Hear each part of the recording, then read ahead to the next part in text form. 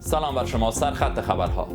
البته این را هم آمریکایی‌ها بدونن که اگر این دفعه جنگی را بندازن، این جنگ منطقه‌ای خواهد. دیپلماسی یا تقابل، پیام دوگانه تهران در سایه مذاکرات با واشنگتن. علی خامنه‌ای میگوید ایران از تهدید نمی‌ترسد و حمله آمریکا زمینه‌ساز جنگ منطقه‌ای خواهد بود. ترامپ پیش از این گفته مذاکرات با جمهوری اسلامی ادامه دارد. په دې کتنه کې د دواړو لورو ترمنځ د ټاپ د اوسپنې پټلۍ او برېښنا پروژو په اړه خبرې وشوې. تاپی، محور گفتگوی اقتصادی افغانستان و ترکمنستان در هرات. معاون اقتصادی ریاست الوزراء با وزیر خارجه ترکمنستان در ولایت هرات دیدار و بر اهمیت پروژه های مهم زیربنایی از جمله پروژه تاپی، خط آهن، پروژه تاپ و انتقال برق تاکید کرد. و هشدار سازمان ملل درباره مواد مخدر مصنوعی در افغانستان.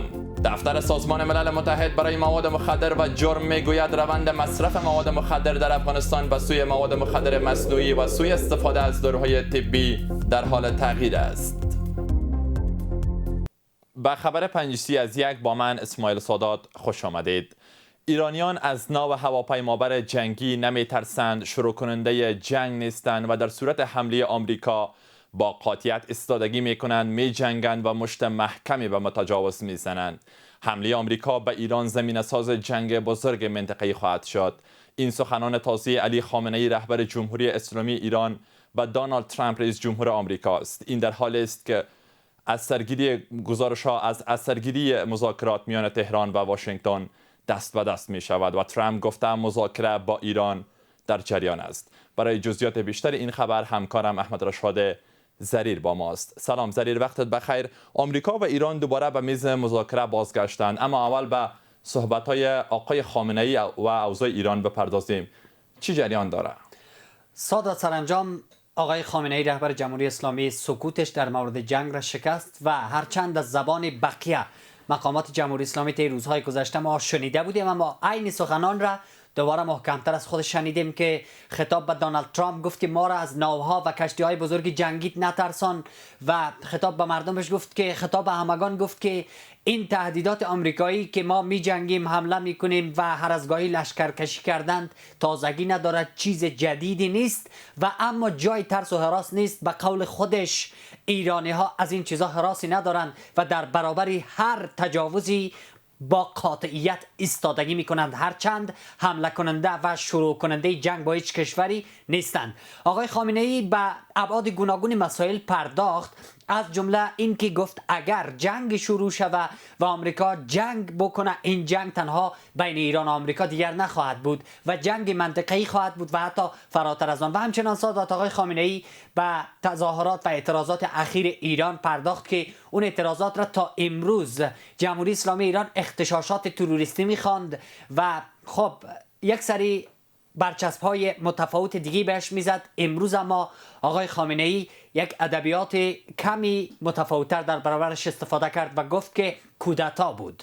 گفت این یک کودتای علیه جمهوری اسلامی بود اما سرکوب شد و هر باری اگر کودتای علیه جمهوری اسلامی باشه، مردم ایران زمینه سازی سرکوبش را فراهم میکنن. به هر حال همچنان شاخ و دندان و چنگ و نشان به آمریکا وانمود کرد و گفت که ما بدون هیچ ترسی آمادگی به هر جنگی در هر میدانی با شما را داریم و همچنان به ارزش‌های خودمان پایبند هستیم. خب زریر، چی شد که دو طرف در اوج آمادگی به جنگ به دیپلماسی رو آوردن؟ آیا به راستی جنگ منتفی شده و چقدر با مذاکره میتوان امیدوار بود؟ درست، اول یک بخش از پرسش اولت حالا دوباره یادم آمد که بپردازیم به این کوتاه که در ایران این روزها و از طرف جمهوری اسلامی درگیر تدارک جشنهایی برای تجلیل از 47مین سال انقلاب اسلامی و روی کار آمدن جمهوری اسلامی هستند و امروز آقای خامنه‌ای هم صحبت‌هایی که کرد در یکی از محافل به همین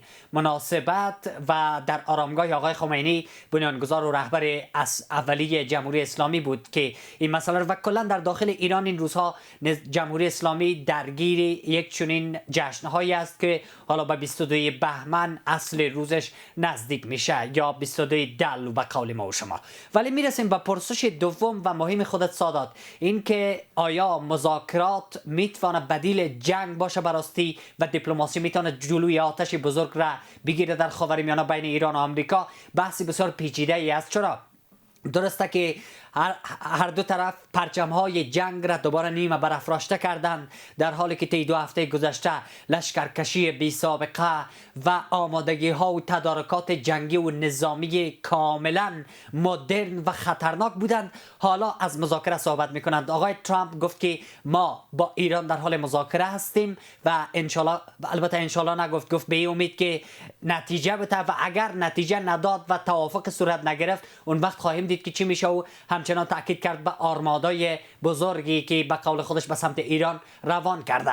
ولی یک چیز دیگر آقای ترامپ گفت آنچه در مورد ایران تصمیم دارم را نمیتونم به حتی متحدان عربی خودم بگویم و رسانه ها را گفت به شما هم گفته نمیتونم. به هر حال یک سری رفتار مشکوک دیگه ای هم داشت. این طرف هم آقای علی لاریجانی دبیر شورای امنیت ایران بعد از اینکه عراقچی با اردوغان در ترکیه دیدار کرد و خود آقای لاریجانی با مسکو در یک سفری ناگهانی و اعلام نشده با پوتین دیدار کرد، حالا در اکسش خبر از این داد که مذاکرات جریان داره، آغاز شده بین آمریکا و ایران و حالا حتی پیشرفت‌های هم گویا داشته.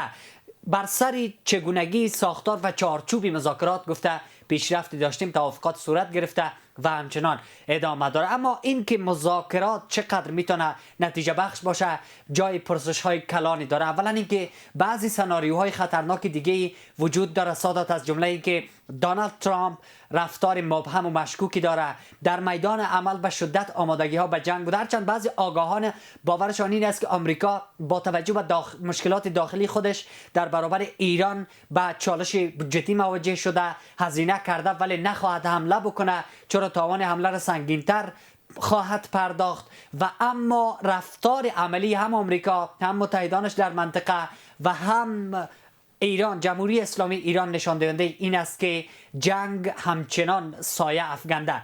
ولی بر سر مذاکرات درسته که توافقاتی صورت میگیره و مذاکرات امکان داره سر گرفته شود همون گونه که ما در پردازش‌های قبلیمان بهش پرداخته بودیم. ولی بنبست هایی که فراروی مذاکره تهران و واشنگتن است سادات، بنبست های بسیار بزرگ و ضخیم و حتی شکاف های عمیق است. این که بر سر برنامه هسته‌ای چی توافق صورت میگیره، این که بر سر برنامه‌های موشکی ایران چه صحبتی میشه و این که بر سر گروه‌های مورد حمایت ایران در منطقه چه صحبتی میشه، این بسیار چالش برانگیز است و طی همین چندین دهه که مشکل بین غرب و ایران بوده بیشتر بر سر همین مسائل است. ولی خب حالا اون طرف این تروریستی اعلان کردن سپاه پاسداران توسط اروپایی ها خشم ایرانی ها را براستی برانگیخته و ما امروز شاهد این بودیم که همه اعضای مجلس شورای اسلامی ایران لباس سپاه پاسداران پوشیده بودند، یک دست سبز شده بودند